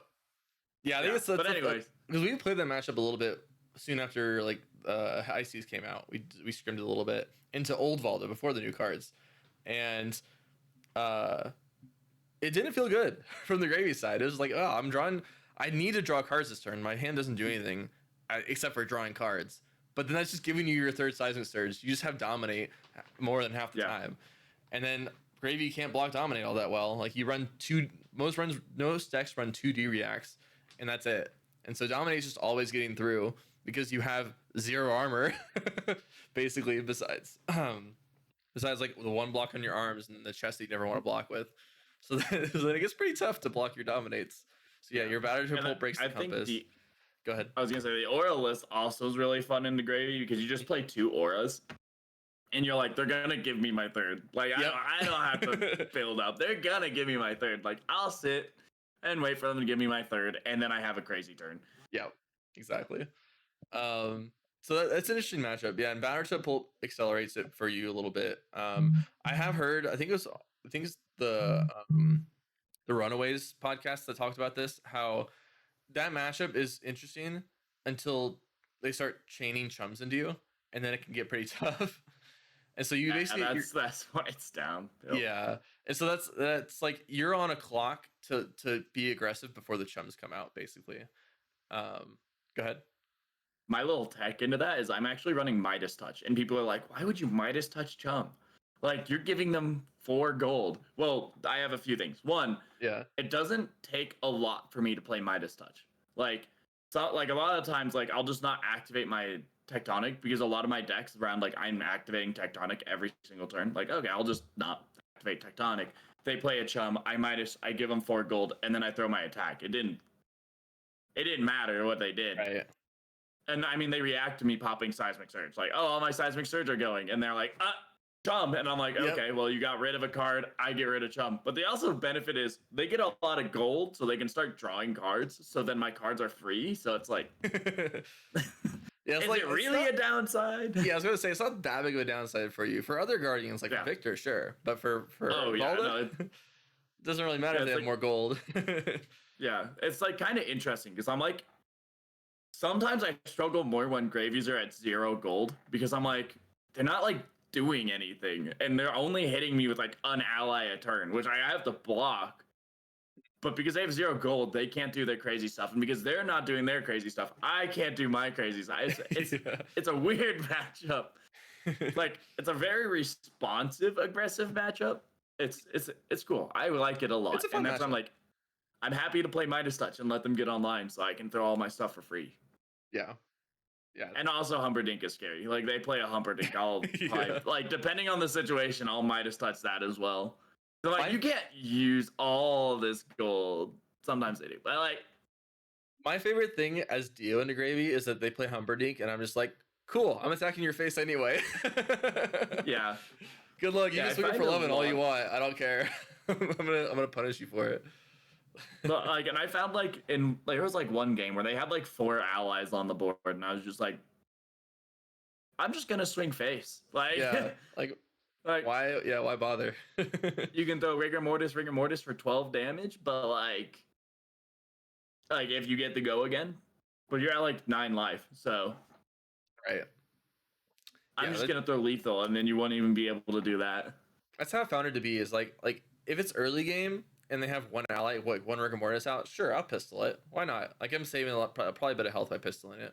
But once it gets late game, nah, we're going face. Face is the place. Exactly. I do think that like talking about bans, I think Gravy does deserve something, but it's like personally, I'm sitting good against Gravy. It's fun. It's great. But right. I think for the rest of the field, a lot of people think that I think Swell can go or like blue golden tipple.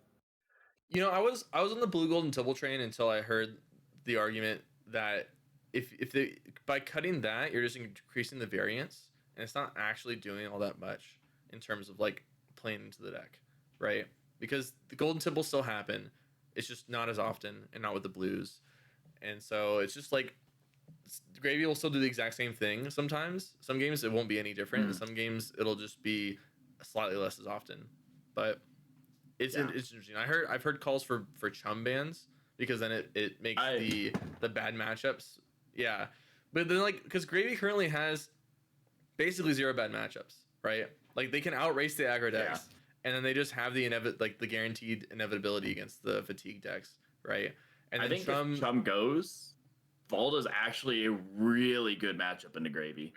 Yeah, Volda is like you feel so good. Like I'm just going. I'm just smashing. Like you do something, I block 6, I block 9, and I respond with 12.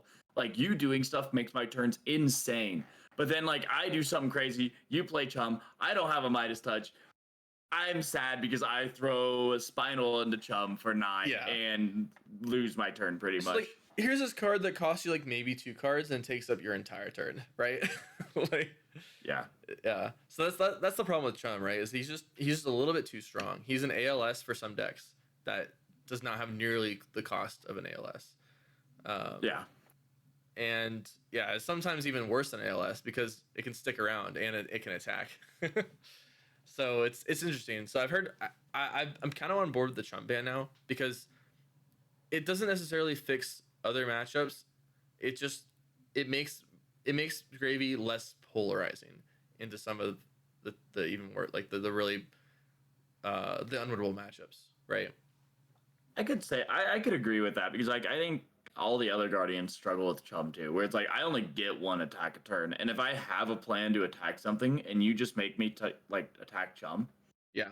like it really hampers things. And like I said, I think Valda would actually be a really good counter to Gravy if Chum didn't exist. I think it's like a 50-50. It really is like, do my Midas Touch line up with their Chum? Do like, can I play around it? How fast do I pop Compass? Which like, and like there's a lot involved, but at the same time, like it's like if Chum's gone, I think Valda's like, okay, I'm sitting like 65 into 35 Gravy because they do stuff. I'm always hitting them for a lot. Yeah. Yeah. I think yeah, I've been sold on it because of how I've been told about how like some matchups work with Chum and how it basically just blanks some matchups entirely by itself. Oh yeah, it like any other Guardian just automatically loses because Chum exists. Like yeah. Exactly. So yeah, I'm here for a Chum ban. Personally, as a Dio player, I'm fine with Gravy as it is, but I think that it's as we've had in a previous episode, Gravy is very oppressive. There's a lot of decks that just cannot exist because Gravy is not only in the game, but one of the most played decks in the game. And the Guardian Mastery Pack would be much cooler if Gravy wasn't dominating the field, because there would be Bravos and Victors and whatnot that can like, and Jarls that would have a little bit more of a place in the meta. right.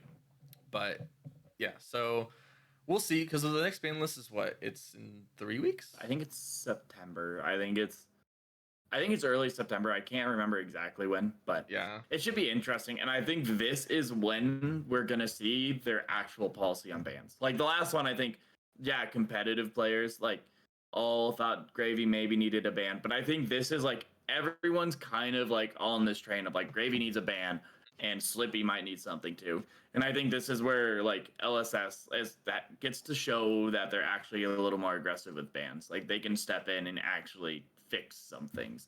Yeah. And I'm like nervous but excited to see their kind of stance on it now, because I'm nervous they're gonna go in and just be like, oh, like this one random card in Gravy is banned, like not super relevant. It's just Swell. Like that's the only card on the ban list.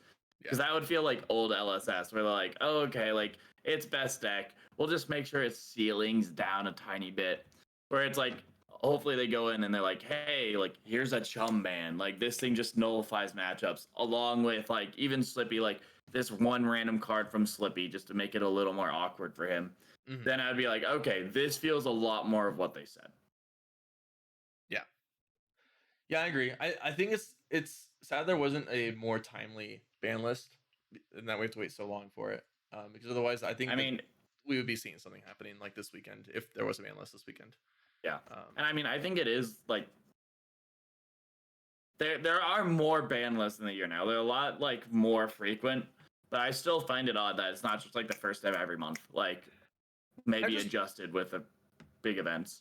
I just wish that they would not have a scheduled ban list. I just want them to have like maybe a warning that a ban list is coming 2 weeks from whenever. Like they'll just say like, hey, a ban list is gonna be in 2 weeks. Not say what it is, and then 2 weeks we get the ban list, and people can make assumptions on what it is. Because like a week ago they could have been like, oh yeah, we're gonna have a ban list in 2 weeks. It'll be right after calling Kansas City. We're gonna have a ban list. That could have happened, or something, you know, or that'd be an interesting way to approach it. Yeah, right. I think that's like that's how I feel like any ban list should be. I don't know why they're scheduled ahead of time like that, because then it just leads to a lot of, oh, here's no changes. Cool. Like why do we have this thing scheduled for there to be no changes? Yeah, it's kind of like yours would make sense because like before the big Pro Tour, like no changes made sense. Like I think a lot of people were like, that's fine. But like after the Pro Tour, I think a lot of people were like, okay, there needs to be changes now. Like there needs to be, and now we have to wait an extra month instead of like, oh, 2 weeks afterwards. It's Yeah, I'm thinking that like they don't even need a 2-week notice if there's nothing big happening like anytime soon, right? Like they could even just drop a ban list if they wanted to. Like it doesn't need to have a lead up as long as it's like 2 weeks before a major event. So, and I could imagine like they still want a little bit of a lead up, like, hey, there's potentially a ban list coming up, and then it gives them 2 weeks to test. Like, okay, what if we take out this card? Okay, how does that feel? What if we take out this card? How does that feel? Okay, this feels fine. Okay, Okay, 2 weeks later, here it is. Yeah, I mean that could be the case if they know someone's strong, but they don't know what to do with it. But then that could also lead to things where like they know someone's strong and then they give themselves 2 weeks and they don't find anything they like to ban and they say no changes if they were to do that. Yeah. But I don't know. I think that like as is, I don't know how much it makes sense to schedule ban list changes unless they want to like always make changes on these ban lists. Like maybe maybe they're gonna have a new policy where like they're gonna have like they're always gonna change something, right, on these ban lists. But we know that they're very capable and willing to do no changes, and so I think it doesn't make sense to me to have a ban list scheduled if half the time it's gonna be no changes anyway. But that's just me. But yeah, I think Gravy. Oh, we also we talked about this before the podcast started, but some I think the Runaways talked about this, but you were talking about this too. How when you play into Gravy, it takes a long time to play that matchup sometimes in terms of your opponent's game time. Yeah. There's like, a lot most of the time I don't think it's that bad. At least at Valda, because like I'm still like, oh, great, a seismic surge doing all this stuff on the background. But like there are definitely some times where I'm playing into a Gravy and it's like that key pivotal turn. And it's like I think the Runaways put it like in a very well fashion. Like they're playing at a moderate pace, but it's like, oh, I do this one thing, this gets revealed to me. Okay, sit here for 30 seconds. Okay, do this. Compass. Sit here for 30 seconds. Yep. Okay, pop my boots? Yeah, I think I'm gonna pop my boots. Now let me sort through all my allies. Yeah, this one. I'll play him. Do I want to activate him? No, I think I want to go with this ally or this. And it's like, okay, I've blocked once and it's been like 3 minutes. Like, yeah. And I think that's an extreme end, but like I could definitely see like the Gravy's doing so much on his side, but like I understand like why it takes so long, and it's not like, again, they're not like slow playing. It's just I do this, look at this. Okay, I have more information. Yeah. Okay, this is not like draw a card. This is not blaming anybody who does that. I would be doing the exact same thing if I was playing I would be too. Like I would literally be in the same boat. I'd be doing it. It's just how the deck is made and how like drawing cards and getting that information revealed slowly over the course of your turn. That's just going to lead to those types of things happening. And that's the main problem is it's like a by design problem of the deck with how much it draws and how much the information is revealed over the course of your turn, instead of it being like, okay, on your opponent's turn they throw attacks at you and you decide your turn ahead of time before your turn even happens. You decide what you do with most decks. But with Gravy, you have to decide during your turn how your turn is going to play out. Like you don't get to do map out your turn ahead of time. Like that's just not a thing with Gravy. That's just by design. And it makes for a very interesting deck to play and a very interesting deck to watch play from an outside perspective, but not a very interesting deck to play against. Is the only problem with that. And Gravy is still a little bit new, so people haven't probably gotten entirely tired of it yet. But because Gravy is going to be here for a long time, because of the way that all changes worked, people are going to get pretty tired of that pretty soon. I think it's gonna be a problem, and it's gonna be one of the major complaints. It's like, oh, I'm tired of playing into Gravy. It takes so much time, and I lose anyway, type thing. I think it's gonna happen more. The sentiment's gonna grow and grow. I think it'll feel a lot better if they like take something and you still have like a moderate matchup. Like, yeah, it takes a little bit of time, but it was a great game in the end and I got there. But like when you're sitting down and like I'm on Jarl and I'm like, oh, Gravy. Yep. Sit there. I'll wait. Back, close your eyes. Okay. Yeah. Take a nap. Come back. Yep. Lose the game. Like. Yep. Yeah, so I've heard about that. There's not really a way to fix that. Like, yeah, you can ban Tipple entirely, and it might reduce that a little bit. But I don't know. I think it's mostly fine. I think it's just like when you sit down and you know you're gonna lose.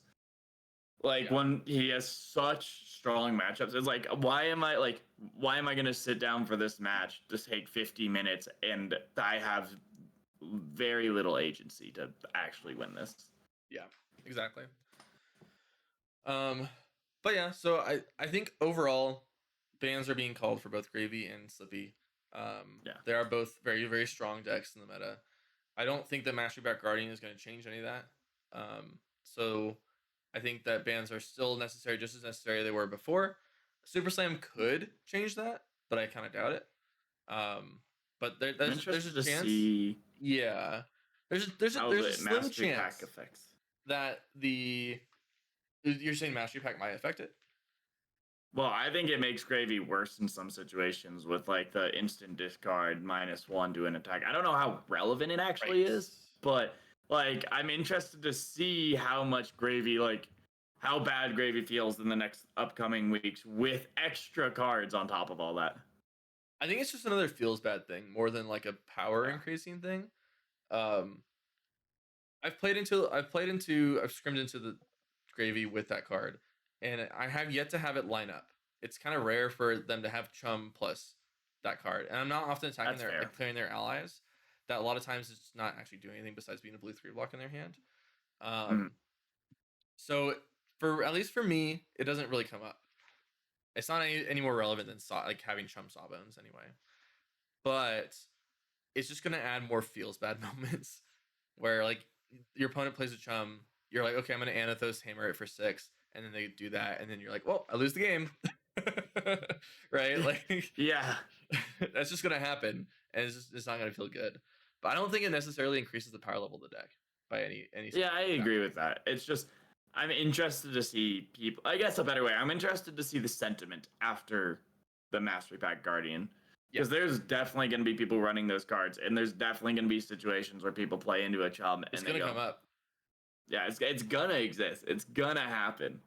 So it's going to be interesting how people respond. Some people might like, "Oh, that was super cool. That's so interesting." Some people are going to be like, "That sucked. That wasn't fun." Yeah, that was gonna say, oh, that was a super cool game where I just threw 9 damage to this Chum because they on my second 3 for 3 go again.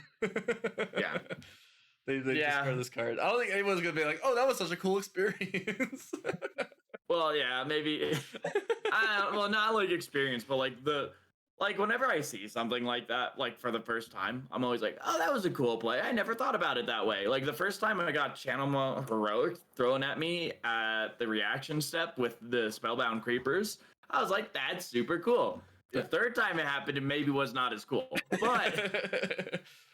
like, Yeah. oh, snatch for 4, okay, sink below, and they're like, snatch for 7. I'm like, ooh, that was sick. Like, first time, that was super cool. But second time, I'm like, It's okay, how also am I supposed to see this coming? it's one thing when it's like your armory round where that happens, and it's another thing when it's like you're out of calling and that happens.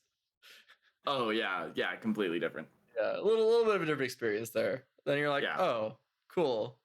I lost a lot from this happening. Yeah. yeah. But yeah, I That's think it's interesting because when it first was revealed that it works for Gravy Allies, it was all doom and gloom, like, oh my god, this is terrible. But like as time has mm, gone on, it's just like another variance piece of it, really. It's not actually changing that much. A lot of times you're already overkilling a lot of the allies anyway. Like there's not a lot of mm, heroes that were attacking rigor mortis for 1, right? There's not a lot of heroes that yeah, were attacking sawbones for 2 or 3 when tapped or not tapped or whatever. Like it wasn't happening often, and it doesn't happen often enough for it to come up and be relevant. But it's just when it does happen to be relevant, then it's gonna be a big deal. So yeah. No, I agree.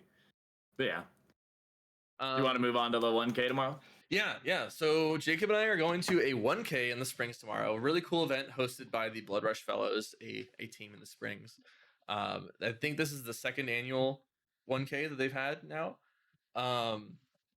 But yeah, so this is a really cool tournament. They have a lot of prizes they're giving out, a lot of things, and we're both going. I'm bringing Dio. Jacob's bringing Valda, as you guys have probably already guessed, and then we've also mentioned it a couple times so far. Mhm. How are you feeling for it? Are you feeling ready? Are you feeling excited? A little worried? Well, I've only got like I don't know. Like there are some really cool and fun things about Valda, and I'm like, man, this is strong. This is actually such a powerful deck. And so it's like it feels really good. And like if I can get that Slippy matchup a little bit better, like I would feel really good into this meta. It's just like uh I haven't gotten as much practice on Valda as I wish I did. But it's like, I don't know, today I'm just like gonna grind games. Like I have to do a little bit of choice, but I'm just gonna grind games. But it's like I'm interested to see how well I actually do because it's a new deck. Like I really only have been playing it for like 2 3 days now. Mm-hmm.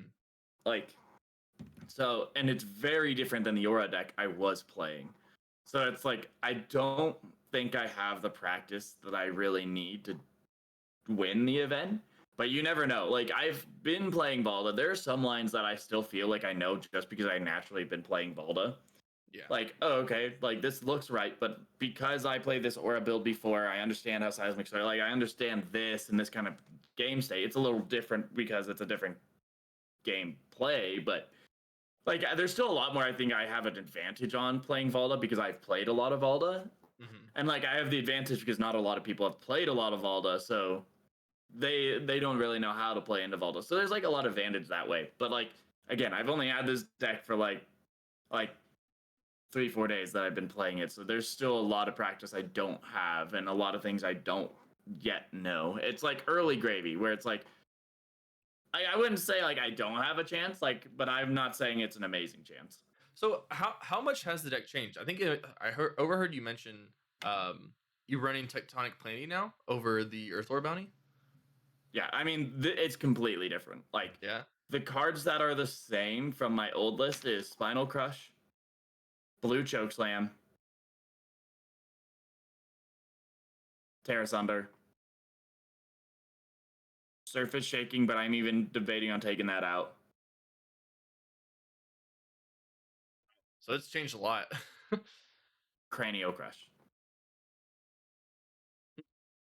I mean, and the like sideboard's actually pretty similar, but it is a completely different deck. Interesting. I guess another deck tech is due soon then. Like, it'd be cool if I do well because I'd be like, guys, I have results. You wanted a Valda deck. I believe in have you. A cool Valda deck. Next week, there's gonna be here's the Valda deck that I took down my 1K with. That video is coming out next week. I believe it. Yeah, that'd be cool. But like, I want to do a lot more testing today, to like, because I don't know. I am loving Valda though. Like, it was something where like I enjoyed like playing Valda a lot, but I was talking to armories all week. I'm like, I'm not gonna play Valda unless I like open some cards of Mastery Pack and get the Aura, like the new legendary Aura Leyline. Like, I'm not gonna play her if I don't. I'll just play Jarl like I normally do. And then like Guardian Mastery Pack comes up. I'm like, okay, I'll buy a little bit. I open it. I'm like, I got it. I'm like, I'm on Valda, guys. It's happening. It's happening. Like, I love Valda. She is so much fun to play. Like, oh my goodness, every little bit, and it's like, I don't know. Like, I think I have to learn when put them in their place is actually good. I think that's where my biggest improvement can come. Yeah. Because like, there's a lot of times where I play it, and yeah, it lets me like chain relevant effects. But when the opponent has a big turn, I need to know when to block with it more. But yeah, and the put them in their place is the card that's the Valda specialization with Crush if it deals 4 more damage. Oh yeah, discard, then draw that many cards. It's discard your hand and draw that many cards. It's really strong. It's really relevant.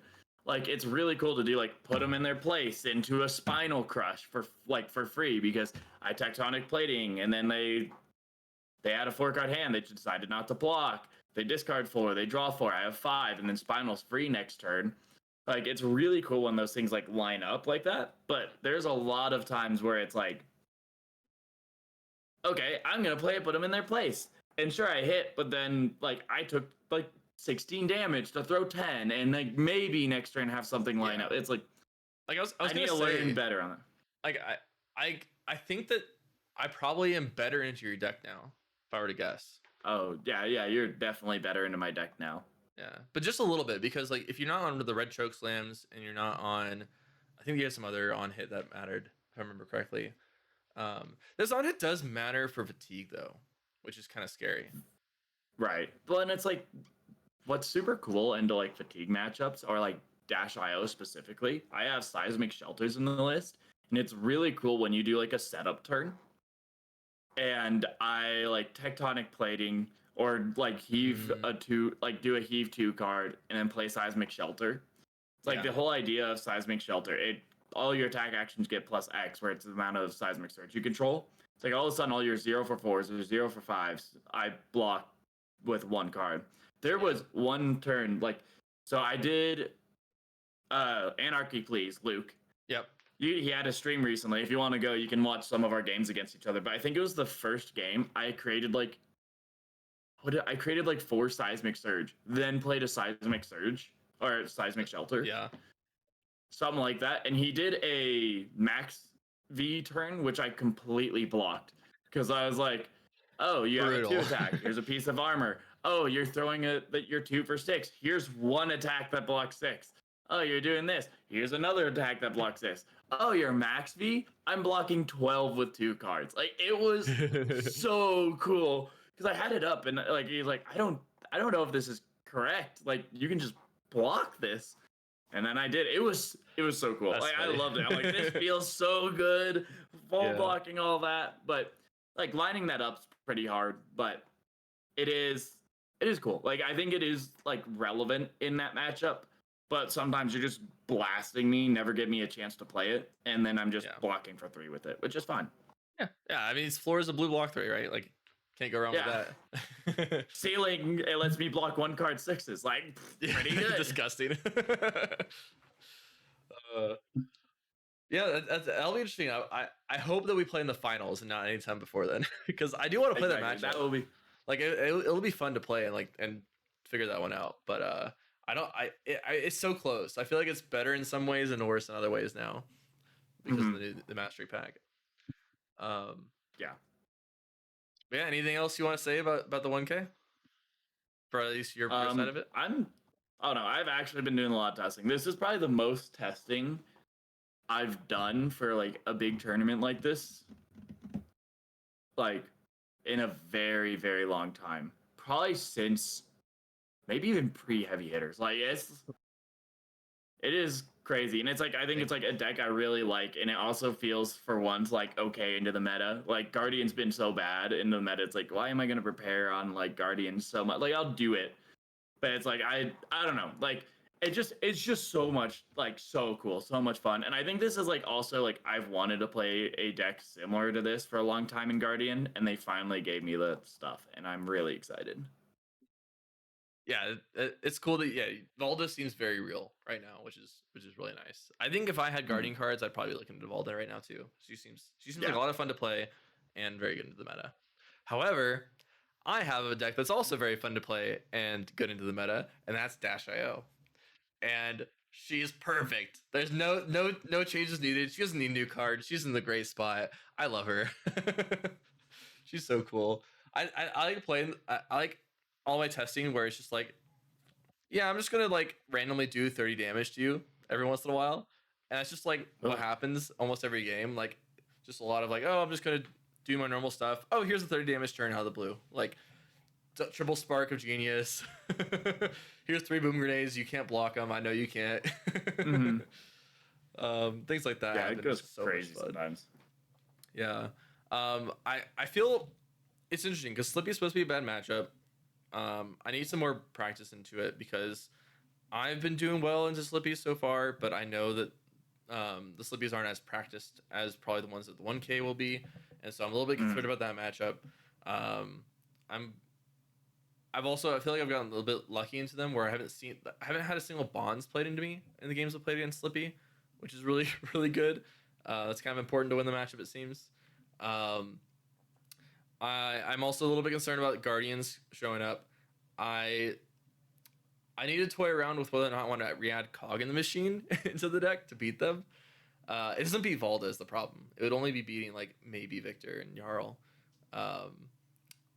Actually, probably would be Jarl, wouldn't it? No, probably would be Jarl.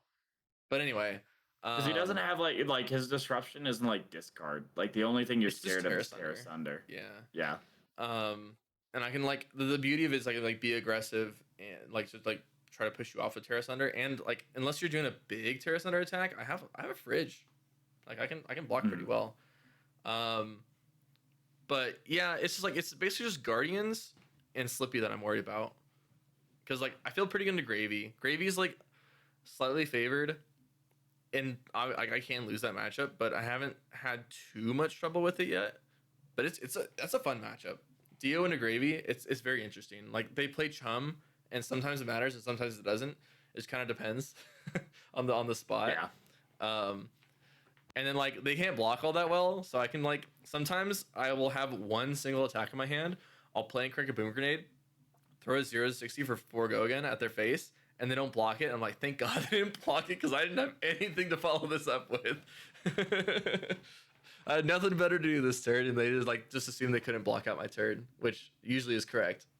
But in that case, sometimes I just get to gamble for it, and like, Yeah. what are they gonna do? Like, try to block it out with 2 cards? I don't know. Seems like a very different like game. Like, It's a oh yeah, very I'm gonna different game. like oh, okay, they have 3 cards in hand. Oh, they played a boom grenade. Yeah.